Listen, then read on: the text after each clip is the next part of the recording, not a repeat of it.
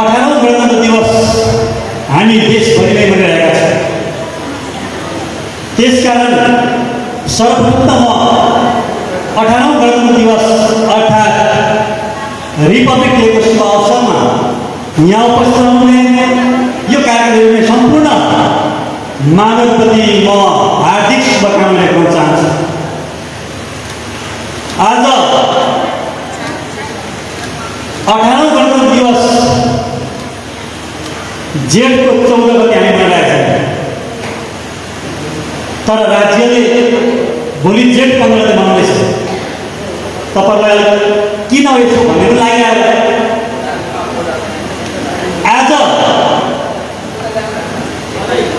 आज मे 28 तारिक हामीले जेठ 14 होइन, जेठ 14 भनेर मनाएको होइन, हामीले मे 28 तारिक बनाएर मुलुकभरि नै गणतन्त्र दिवस मनाइरहेका छौँ। किनभने जुन दिन संविधान सभाबाट निर्वाचित सभासदहरूको समूहले अथवा संविधान सभाले 2065 साल जेठ 15 गते मे 28 तारिक थियो। त्यसकारण मे 28 तारिक गणतन्त्र दिवस भनेर घोषणा गरिएको थियो। त्यसकारण हामीले हाम्रो संविधानको नामअनुसार हामीले सहनशीलतालाई प्रायोरिटी दिएर आइरहेका छौँ। त्यसकारण हामी अब प्रत्येक वर्ष 28 मेका दिन हामीले गणतन्त्र दिवस मनाउनु पर्ने हुन्छ र आज मनाइरहेका छौँ। र आज गणतन्त्र दिवस अर्थात् लोकतन्त्र दिवस फरक केही पनि होइन। भर्खरै हामीले गणतन्त्र दिवस मनायौँ। गणतन्त्र र लोकतन्त्र एउटै शब्द हो, जसलाई अङ्ग्रेजीमा के भन्छ रिपब्लिक भन्छ, अथवा रिपब्लिकन अथवा रिपब्लिक डे भन्छ। आज हामी किन मनाइरहेका छौँ? यो देशमा हिजो जुन बेला पञ्चायती व्यवस्था थियो, जुन बेला पञ्चायती शासकहरूले निरङ्कुश शासन गरिरहेका थिए, त्यो बेला तपाईँ हामी यहाँका नेपालका बहुसङ्ख्यक नेपालको मूलवासीहरू, नेपालका बहुसङ्ख्यक मूलवासी आफ्नै मुलुकमा मुलुकविहीन भएका थिए, आफ्नै मुलुकमा अधिकारविहीन भएर बाँच्न विवश थियो। हामी को भनेर चिन्न सकिरहेका थियौँ। हामीले हाम्रो धार्मिक अधिकार के हो भनेर चिन्न सकिरहेका थियौँ। हाम्रो भाषा के हो भनेर चिन्न सकिरहेका थियौँ। हामीले हाम्रो धर्म के हो चिन्न सकिरहेका थियौँ। हाम्रो आर्थिक क्रान्ति के हो भनेर हामीले चिन्न सकिरहेका थियौँ। यावत अधिकार हामीले प्राप्त गर्नुपर्ने मुलुकको नागरिक भएर प्राप्त गर्नुपर्ने अधिकारहरू हामीबाट खोसिएको थियो। त्यति बेलाका निरङ्कुश पञ्चायती सरकारले खोसेर एकलौटी रूपमा शासन गरिरहेका थिए। त्यो अवस्थामा आफ्नै मुलुकमा आफूले आफू गर्न सक्ने, आफूले आफू दिन नसक्ने, आफ्नो अधिकार के हो बुझ्न नसक्ने, आफ्नो अस्तित्व के हो बुझ्न नसक्ने, आफ्नो अस्तित्व कसले खोसिदियो, कसले लगिदियो, कसले खाइदियो, कसले लुटिदियो भन्ने कुरा नसिक्न नसक्ने अवस्थामा हाम्रो माझबाट, हाम्रो समाजबाट, हाम्रो वंशजबाट एकजना महान व्यक्तित्वको उदय भयो। तिनै महान व्यक्तित्व महामानव डाक्टर गोपाल हो। आज हामी उहाँलाई श्रद्धा गरिरहेका छौँ। उहाँलाई हामी श्रद्धा गरिरहेका छौँ। तिनै महान व्यक्तित्वको धनीले त्यो समस्या बुझ्नुभयो। त्यो समस्या बुझे पछाडि यो देशको अध्ययन गर्न लाग्नुभयो। त्यो देशको अध्ययन गर्दाखेरि उहाँले नेपालका पूर्वी भागबाट पश्चिमसम्म उहाँको दौरानमा उहाँले पाउनुभएका अनेकौँ ठेगाना समस्याहरू आर्थिक क्षेत्रमा होस्, सामाजिक क्षेत्रमा होस्, राजनीतिक क्षेत्रमा होस्, जुनसुकै क्षेत्रमा यहाँका बहुसङ्ख्यक मूलवासीहरूले पाएको पीडा, अन्याय, अत्याचार यी सबैलाई हेर्दाखेरि उहाँलाई खालको विद्रोही भावना जाग्यो। विद्रोही भावना जाग्यो।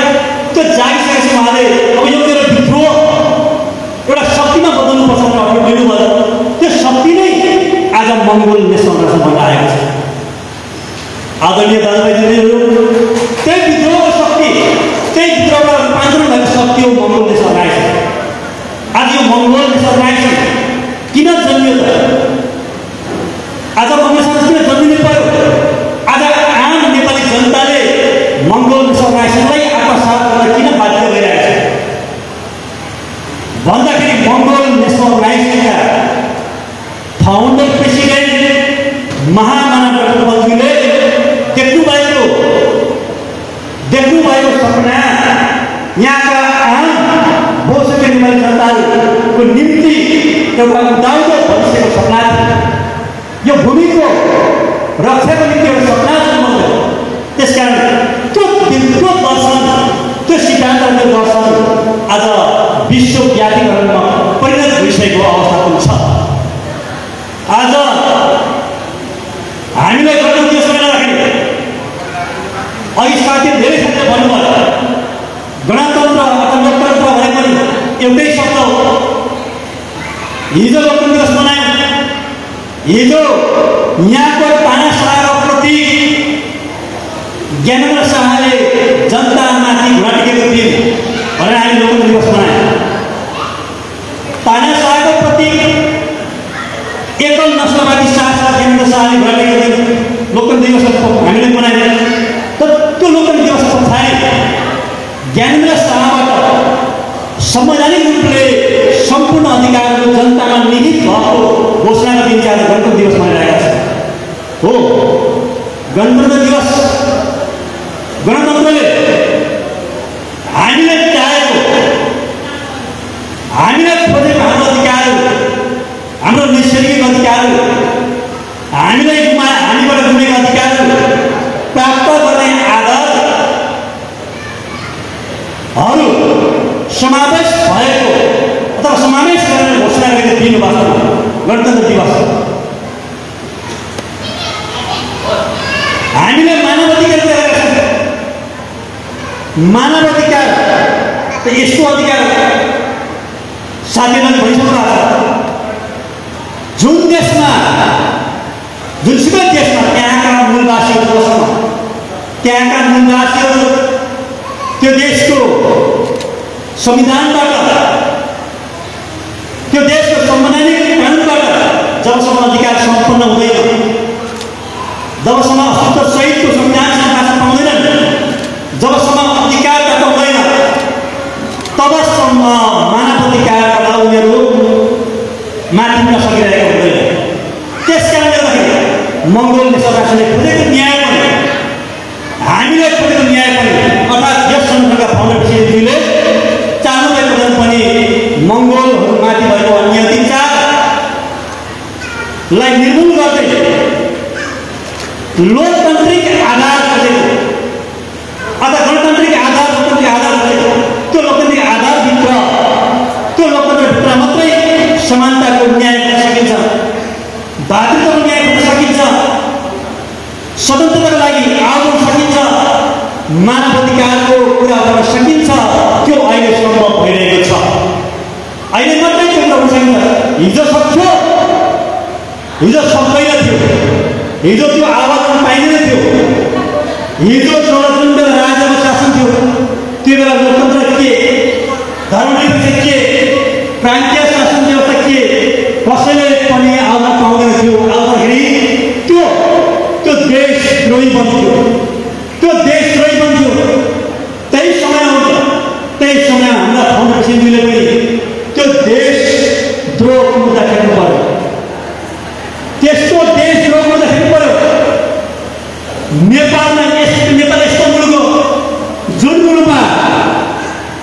मुलुकमा यहाँका बोसो जनताको निम्ति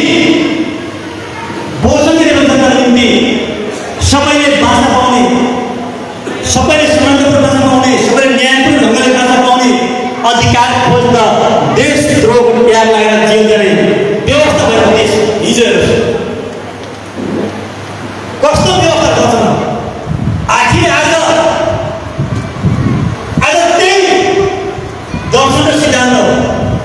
हिजो जेल जाँदै गर्दाखेरि उहाँले आवाज उठाएको सिद्धान्त दर्शन पनि यही आवाज हो।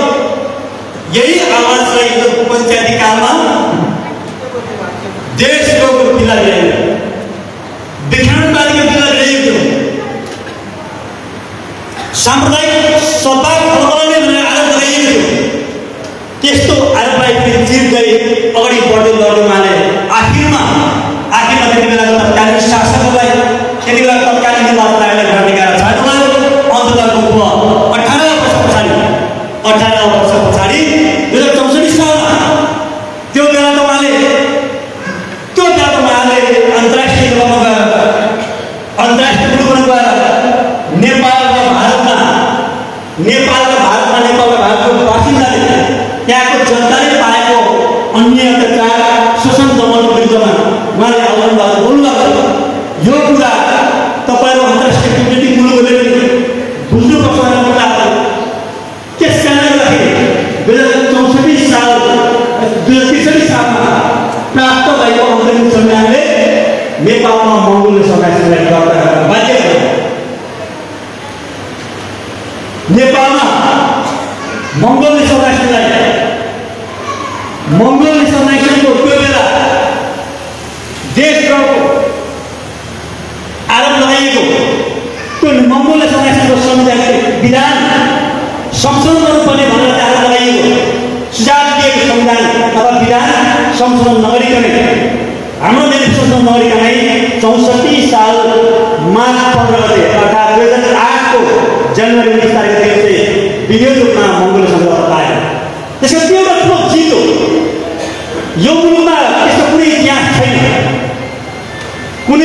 छैन कि यो मुलुकमा जेलमा लोकतन्त्रको निम्ति, धर्मनिरपेक्षको निम्ति, प्रान्तीय शासन व्यवस्थाको निम्ति र मानवको निम्ति आउँदाखेरि जेल परेर जेलमै स्थापित भएको सङ्गठन अथवा चाहिँ जेलमै खोलेको सङ्गठनको इतिहास नेपालमा कुनै पनि छैन। आखिर एउटै मात्र सङ्गठन मङ्गोल सरकार छ।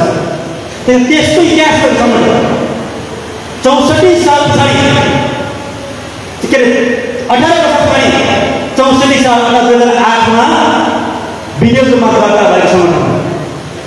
त्यसैले त्यो 64 साल मार्च 15 गते अर्थात् 2008 को जनवरी 29 तारिक चाहिँ एउटा ठुलो विजय प्राप्त गरेको मङ्गोल सरकार।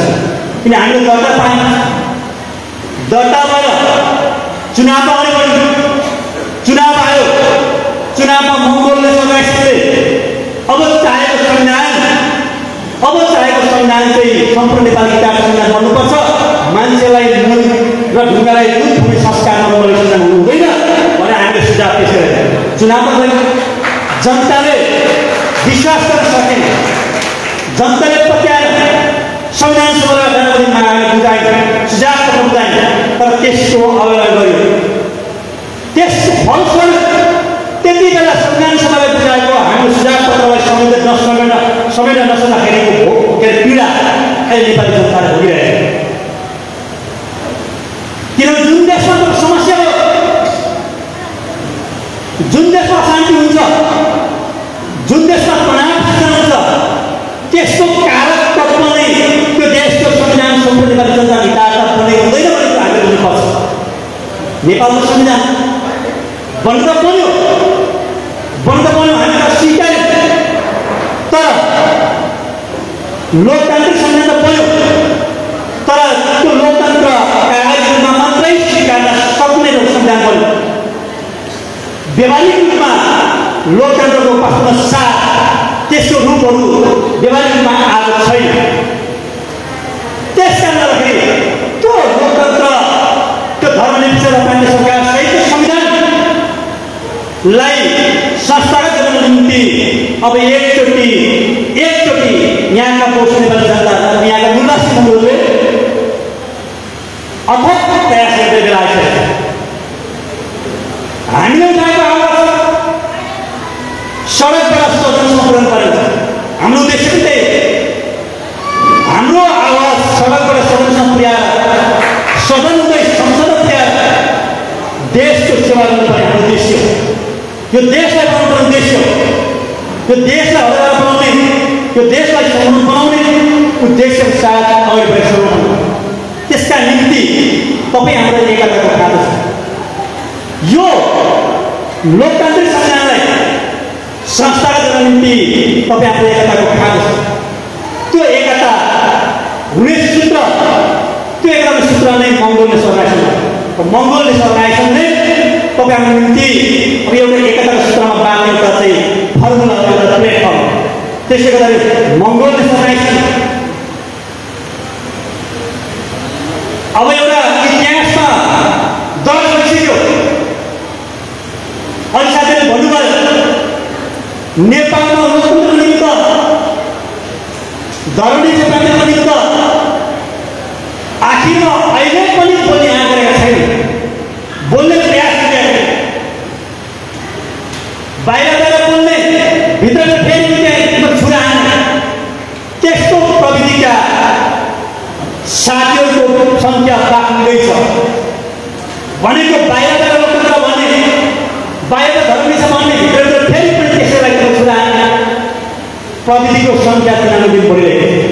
भन्नुको अर्थ नेपालमा लोकतन्त्र चाहने, धर्मनिरपेक्ष चाहने, प्रान्तीयता चाहने, मानवाधिकार चाहने शक्ति हामीले देखेर भयो।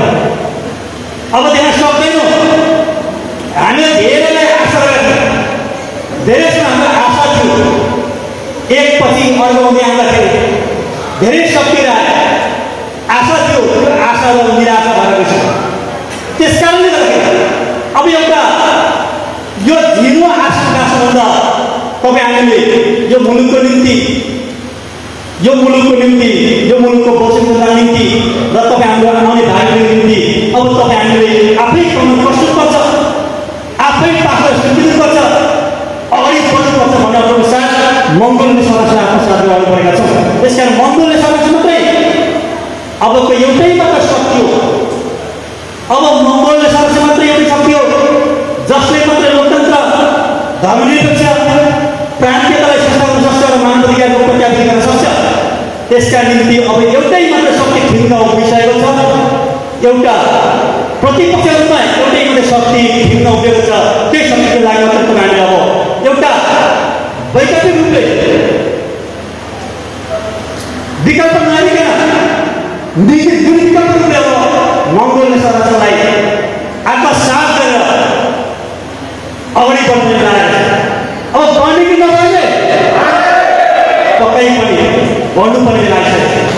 किनभने हेर्नुहोस् मुलुकको अवस्था, हेर्नुहोस् मुलुकको अवस्था अहिले वर्तमान परिस्थिति हेर्ने भने एक पक्ष साथीहरू राजाले बस्छ भन्दैछन्, अनि एक पक्ष साथीहरू फेरि सत्तासीन शक्तिका साथीहरू कसले कति कमाउने, कुन क्षेत्रमा कति भ्रष्टाचार गर्ने भनेर तपाईँको चाहिँ आतुर भएर लागेका। हेर्नुहोस् दिनानुदिन भ्रष्टाचारका मुद्दाहरूमा आरोपित भएर सत्तासीन पार्टीका नेताहरू लागिरहेका छन्। यस्तो ठुलो होइन, यो अहिले मात्रै भएको होइन, ठुलो होइन। यी साथीहरू त हिजो प्रजातन्त्र जुन प्रजातन्त्रको शासनबाट अहिलेसम्म उनीहरूले जानेको र गरेको क्रियाकर्म नै हामीले अहिले मात्रै यो देख्छौँ। यो होइन, कदापि नसोचौँला। 7 सालदेखि त्योभन्दा अगाडि नाना नेपालदेखि नै र अहिलेसम्म यी शक्तिमा पुगेर राज गर्ने, शासन गर्ने साथीहरू जानेको र गरेको हामी। त्यसमा हामीले यसलाई ल्याउनुको माग हुँदैन। कुन चाहिँ गृहमन्त्री के काण्डमा पर्यो, कुन चाहिँ संसार मन्त्री के काण्डमा पर्यो भने हामीले यसलाई ल्याउनुको माग हुँदैन। यी सबै भ्रष्टाचारी हो। यी सबैले भ्रष्टाचार गरेको चाहिँ गिरोहरू, आज ती भ्रष्टाचारको गिरोहरूले देश सञ्चालन गरेका छ। अनि देशकै बन्छ। अनि हामी आशा गर्छौँ परिवर्तनकारी शक्ति हो भन्छौँ। अनि तिनका भाषण हामी अर्थात गर्छौँ, तिनका कार्यकर्ता अगाडि बढ्छौँ, तिनका कार्यकर्ता अगाडि बढ्छौँ, तिनका कार्यकर्ता हामी तपाईँको देखेर पछि पुग्छौँ। अनि तपाईँ हामीले हाम्रो भविष्य विषय पनि सोच्छौँ। त्यस कारण तपाईँहरूले बुझ्नुपर्ने बेला आइसक्यो। तपाईँहरूले बुझ्नुपर्ने बेला आइसक्यो। अब यो कुनै पनि पार्टी अर्थात् मङ्गोलले समस्यादेखि सबै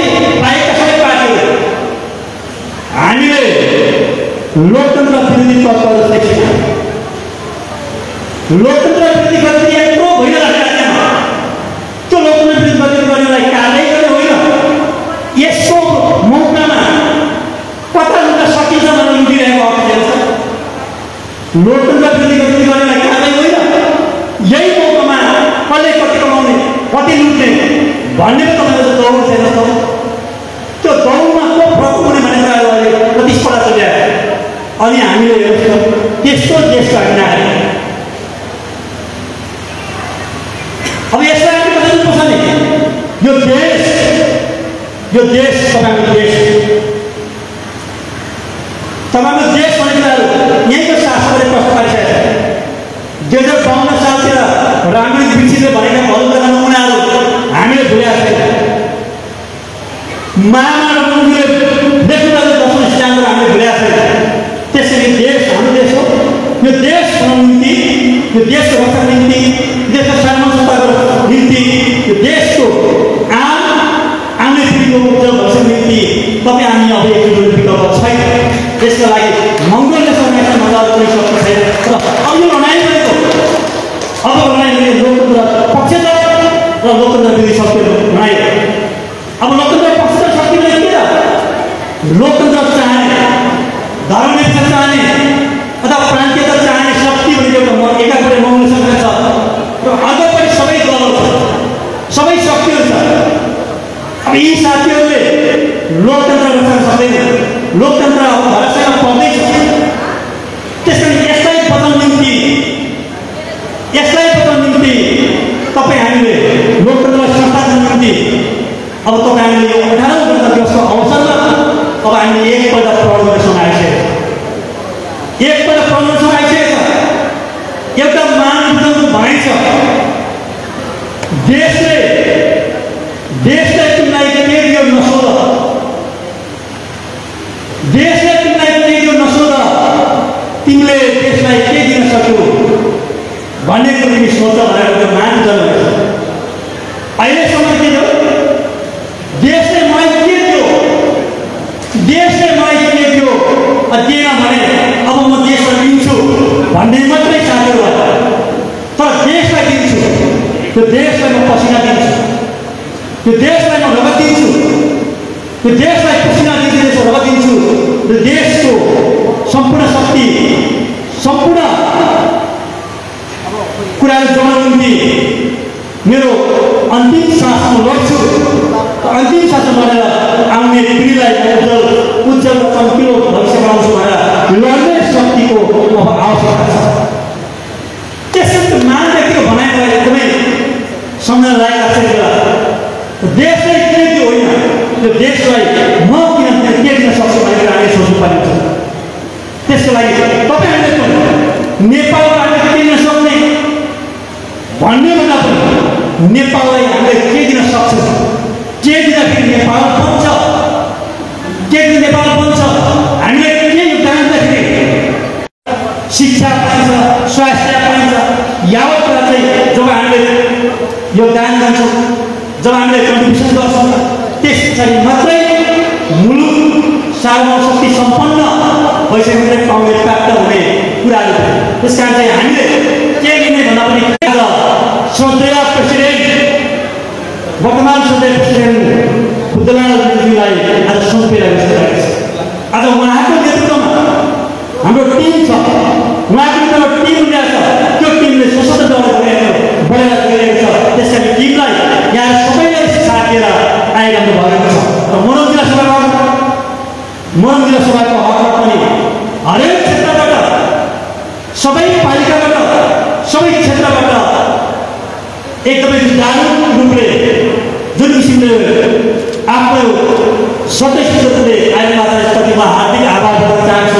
र मङ्गोले अर्गनाइजेसनको आयोजनामा, मोरङ जिल्ला सभाको आयोजनामा, उदाहरण जनसभाको आयोजनामा जुन यो गणतन्त्र दिवस कार्यक्रम सम्पन्न गइरहेको छ।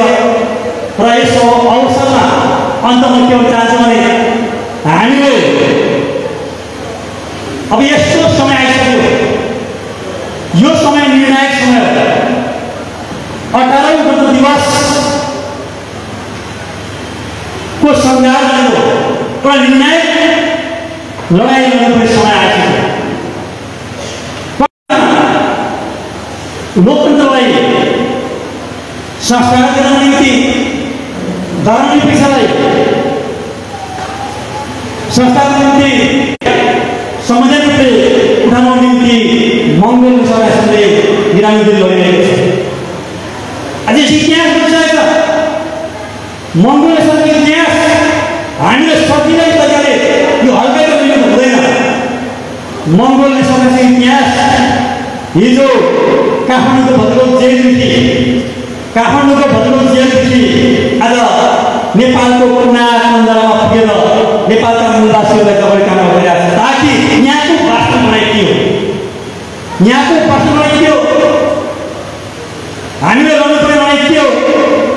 हामीले आजसम्म कहाँ चुक्यौँ। हामीले धेरै आन्दोलन गऱ्यौँ। हाम्रो बाबुले धेरै आन्दोलन गरे। विदेशको नाममा आज लड्दाखेरि बिसी पाए पत्मा पाए स्वदेशमा आफ्नो देश गाँधिएको महसुस भएन।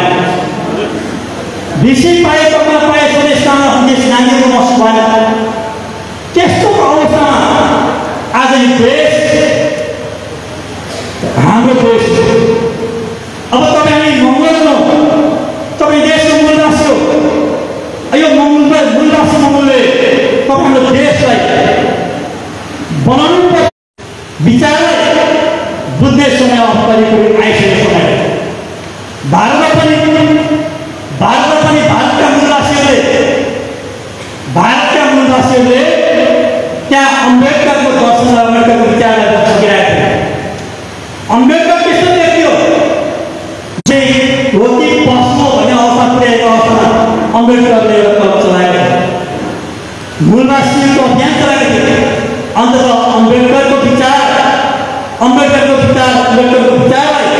भारतको संविधानले पनि सम्झाउनु पर्यो र अम्बेडकरको नेतृत्वमा भारत संविधान बन्यो। त्यसकारण त्यस्ता महान व्यक्तित्वलाई हामीले सम्झिनु पर्ने रहेको छ। र नेपालमा पनि तपाईँ हामीले के बुझ्नुपर्छ भने हिजो अमेरिकामा पनि जोन एफ केनेडीहरू जसले अस्ट्रेलियाको निम्ति एकखालको सङ्घर्ष गरेका थिए, जसको सङ्घर्षको बावजुद पछिल्लो समय आएर गोरा देश अमेरिकामा त्यहाँ अस्ट्रेलियाले कालाले राष्ट्रपतिसम्म पनि अवसर पाए। जुन अवसरको कारणले आज युरोपका अथवा अमेरिकाका धेरैवटा राष्ट्रहरूमा आज कालाले अथवा अस्ट्रेलियाले अवसर पाइरहेका छन्, अधिकार पाइरहेका छन्। हो त्यस्तै हो नेपालको परिस्थिति पनि त्यही हो। नेपालमा पनि यदि 20% हिन्दू आएर र हामी 80% मुसलमान मात्र विभेद छ, त्यो विभेद हाम्रो पुर्नुपर्छ। हामीले त्यो विभेद संवैधानिक रूपले नै अन्त्य गर्नुपर्छ भने संविधानमा त्यो विभेद अन्त्य गरेर सबैलाई समानता भएको तरिकाले हेरिनुपर्छ, देखिनुपर्छ। अघि हामी न्यायालयमा लोकतन्त्र हाम्रो प्राण हो, धर्म हाम्रो टुङ्गो, कानुन हाम्रो अङ्ग हो। त यो तिनवटा कुरा नै हाम्रो मेन कुरा। यो तिनवटा कुरा नभएसम्म हामीले बाँचेको र मरेको अर्थ नभएन।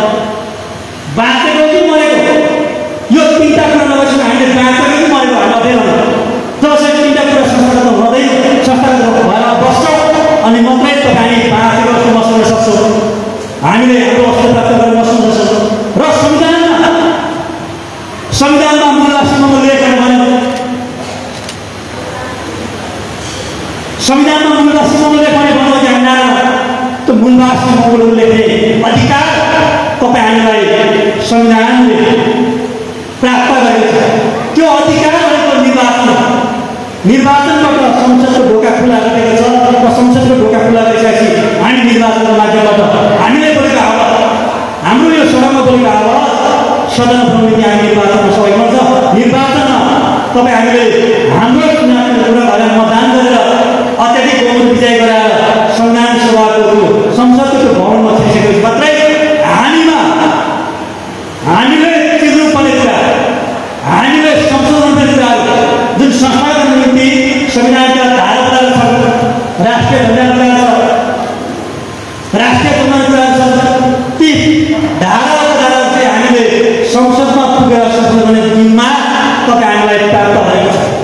जब दल दर्ता भइसकेपछि निर्वाचन गर्ने अवसर दिन्छ अनि त्यो निर्वाचन अवसर प्राप्त गरेर हामीले निर्वाचनबाट जनताको मतबाट बहुमत प्राप्त गरेर पुगिसकेपछि सूचना गरेर अनि मात्रै यो देश कसरी बनाउने, कसलाई कस्तो अधिकार दिने, यहाँको मुद्दा सेवाको अधिकार के हुन्, कसरी दिने भन्ने कुराको सैद्धान्तिक नीतिहरू हामीसँग प्रष्टै छ। हामीले बजाएर सक्दैनौँ। त्यस कारण तपाईँ हामीले चाहिँ अब के बुझ्नु पऱ्यो भने मङ्गोल नेसनलाइजेसन नै अहिले वैकल्पिक शब्दहरूमा ठिङ्ग उभिरहेको हाम्रो समाजको निम्ति, यहाँका बहुसङ्ख्यक निवासीको निम्ति मङ्गोल नेसनलाइजेसन नै अब वैकल्पिक शब्दमा उभिरहेको छ, जसले मात्रै लोकतन्त्र धर्मस्थानी सरकार संस्था गर्दै मानवाधिकारलाई कार्यान्वयन गर्ने, मानवाधिकारको माध्यमबाट नेपालको नागरिकले अब मात्रै अधिकार पायो, अब मात्रै मानवाधिकारको सुनिश्चित गर्यो भन्ने कुराको दृष्टान्त विदेशीहरूको निम्ति अब तपाईँ हामीले कम्मर गर्नुपर्ने बेला अघि हामीले अफोर्ड गऱ्यौँ। अब पक्कै पनि मङ्गोल नेसनलाइजेसनलाई हामीमा भएको बौद्धिकता, धेरै क्षेत्रमा हाम्रो बौद्धिकता छ। कसैको भाषण गर्ने बौद्धिकता छ, कसैको चाहिँ नाच्ने बौद्धिकता छ, कसैको कविता भन्ने बौद्धिकता छ, कसैको क्यारेक्टर गर्ने बौद्धिकता छ। हरेक क्षेत्रबाट यो दर्शनलाई प्रभावित गरेर मङ्गोल नेसनलाइजेसनमा यहाँका निवासीहरूलाई आबद्ध गराएर अब जानेको विकल्प छ। यहाँलाई हार्दिक अपील गर्दै आज मङ्गोल नेसनलाइजेसन मरण दिवस सभाको आयोजनामा जुन गणतन्त्र दिवस कार्यक्रम सम्पन्न भइरहेको छ, यस कार्यक्रममा मलाई पनि प्रमुख अतिथि रूपमा निम्त्याएर केही कुरा हामीले अवसर